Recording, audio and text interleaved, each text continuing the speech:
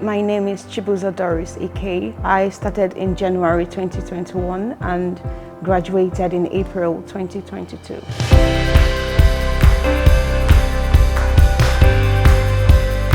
My journey from being an international student to being a full-time employee in the UK began with a solid academic foundation that I received from UWS London campus.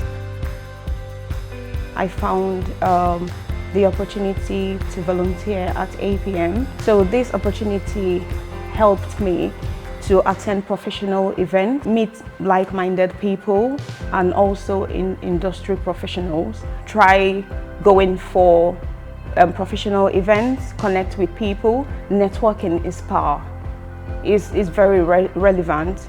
Then two, grab the opportunity of personal development. Graduating from UWS London campus equipped me with all the essential skills, knowledge, and experience that I needed to succeed as a project manager. I know it can be very tough for some people to secure jobs in the UK, but with resilience, you can make it. Just keep pushing and pushing and pushing and don't give up, and you'll get there someday.